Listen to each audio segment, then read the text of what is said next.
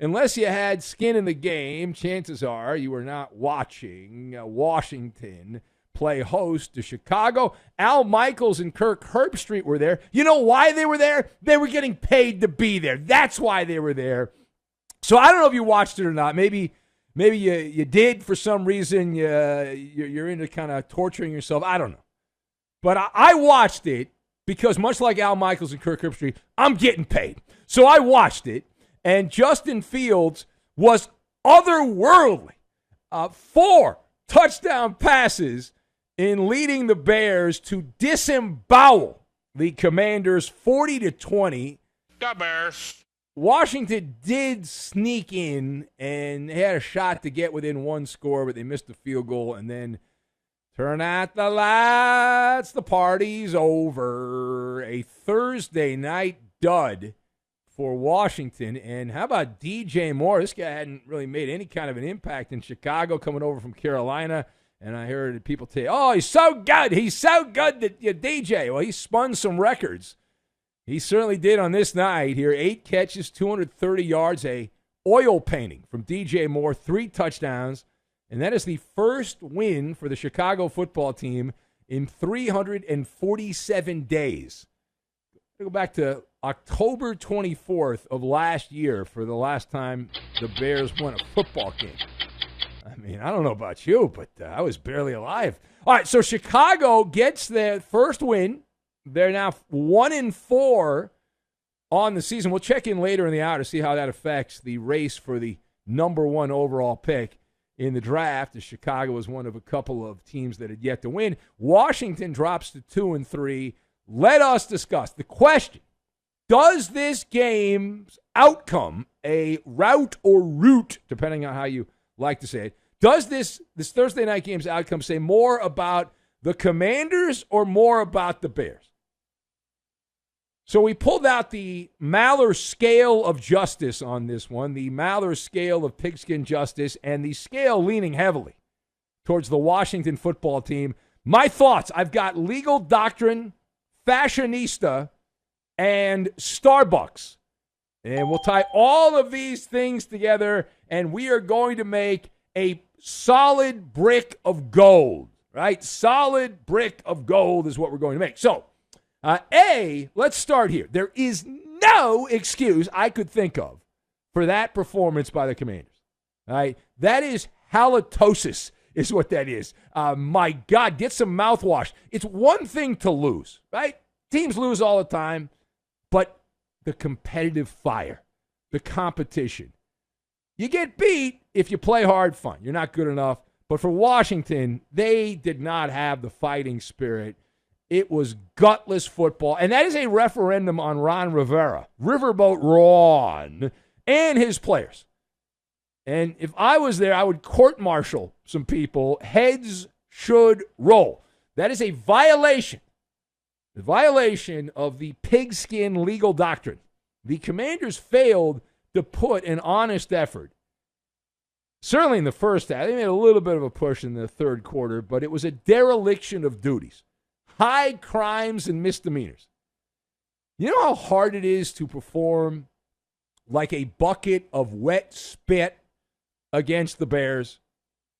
Chicago has been the personification of manure this season. Ranked 28th in total defense, 31st in scoring defense.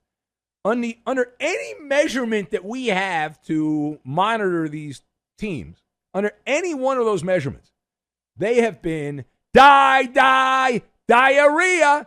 And especially for 30 minutes, the Chicago Bears defense against the Washington football team looked like they had Mike Singletary, Richard Dent, and Wilbur Marshall. If you don't know who they are, look them up. They'd all been reincarnated into the prime of their careers. Washington caught flat-footed. They were snoozing. They needed some caffeine. At halftime, it was 27-3. Sweet home Chicago. The Bears had 307 yards of offense and 14 first downs in the first freaking half. The Commanders, 84 yards and 5 first downs in the first half. All right, page 2. How do you explain this? How do you explain the lack of emotion, the lack of execution from Washington. There are many variables into laying an egg. And this obviously a gigantic pratfall. You got to think they felt sorry for themselves. It's a short week. They played an overtime game against the division rival in Philadelphia.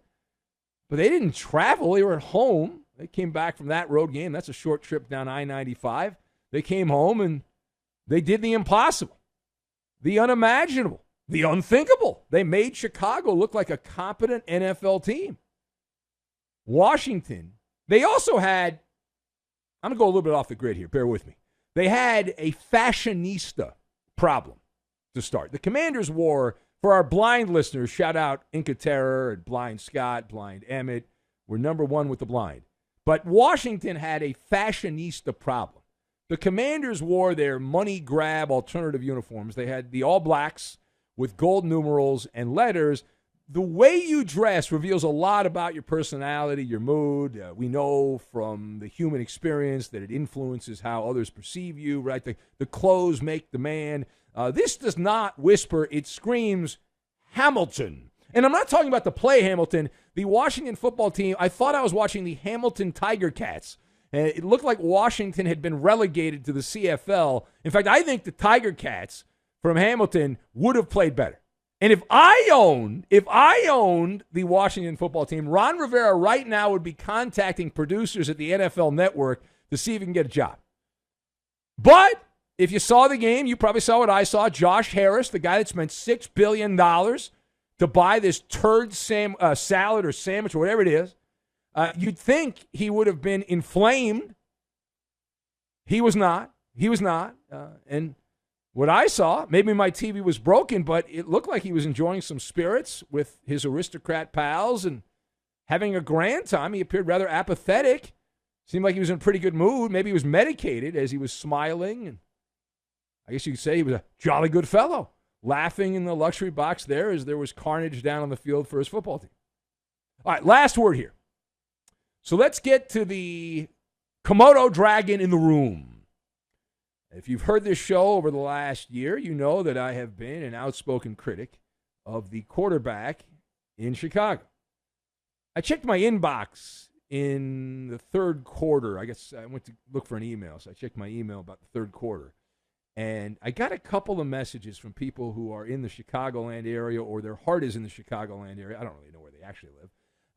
But they were giving me the business. They're like, oh, see, you were wrong. You were wrong. See, you overnight gas bag. That's what you're doing overnight. See, your commentary about Justin Fields was wrong. See, this guy's great, and he just proved you wrong. He was giving them the business. Yeah. So let's address that. Let's address this right now, the Gila Monster. Does this performance mean that Justin Fields is now out of the Bears' doghouse? So I would advise you to pump the brakes. That is a premature take. Now, I would admit, and I'm willing to admit it, that he looked amazing. He hadn't looked that good since he played Rutgers or Northwestern at The Ohio State University. It was like he was out there dotting the I. So Justin Fields, now, he did play pretty well in the first half against Denver, although he gagged late in that game. But Justin Fields has moved from the dungeon of despair into the halfway house. And so the game against Denver, which, second half was not great, but the overall numbers were solid, and now the Washington game, I still put those in the anomaly category. Those are abnormalities. And it's up to Justin Fields. And if he turns out to be great, and I'll go eat a nice crow pasta dish. Have some ravioli stuffed with crow. But I'm not there yet. The abilities, the talents, he's got them. But he played a couple of bad teams. Denver and Washington are the worst teams, among the worst teams that we have in pro football. And it's not a talent issue. And people don't get this. The low information fan doesn't get this. It's about dependability and consistency. You got to be like Starbucks. Now, I'm not a coffee drinker. My wife is. You go into any location of Starbucks, anywhere, whether you're in Maine or Minnesota or Oregon, and you're going to get an espresso that's going to taste pretty much the same. And that's how they do it, because they're consistent. Consistency of performance. Justin Fields ain't that. Now, if he becomes that, okay, we can revisit this. But before you send me another message saying, oh, that was terrible, I can't believe it. No, that's a fact. Even real Bears fans, not the phony Bears fans, the fanboy Bear fans. I'm talking about hardcore, grizzled Chicago Bears, monsters of the Midway fan. That fan knows. Like, you're hopeful, but you're also of a mindset like you got to see more. It's the Missouri State motto. You got to do more, right? I mean, I'm going to show me state of mind. So this was a baby step for Justin Fields. Nice baby step. It was great. Let's see what he does later on when they play a team that actually is trying on defense, that has the fighting spirit, that competes. Because I didn't see that from Washington. I wish they had let me know that they were planning on taking the night off or going half speed. I could have won some money if I'd bet the other way. I should also point out, I believe didn't Poppy give out Washington as his pick? I think he did, if I remember correctly. Another Poppy special. The man is amazing. The man is, it's unreal how bad he is at picking games. It's shocking.